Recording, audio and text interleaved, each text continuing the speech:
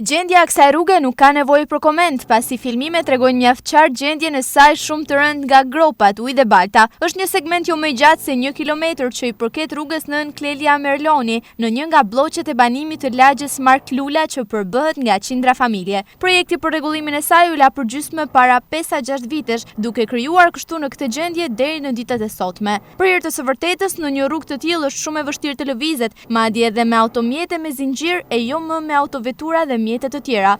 Këshilli i Bashkisë Shkodër kohë më parë miratoi një projekt për rregullimin e rrugës Roza Lej në këtë zonë, së bashku me rrugicat anësore, ku pritet të ndërhyet me këtë rast edhe në këtë segment. Ky projekt ka qenë kërkesa kryesore e banorëve të këtij bloku prej 30 vitesh, por është zvarritur deri në ditën e sotme. Sidoqoftë mbetet të nisin punimet për të siguruar që kësaj gjendje i ka ardhur fundi. Është e pajustifikueshme lënia e saj në këtë situatë gjatë gjithë këtyre viteve, duke bërë që qindra familje në të dy anët e saj të izolohen gjatë ditëve veshi. Nuk ka rrugë më të degraduar në Shkodër dhe periferi se sa ky segment, ndaj është e domosdoshme që projekti për ndërhyrje të nisë sa më parë dhe t'i jepet fund pritjes absurde prej 3 dekadave për 1 kilometër rrugë.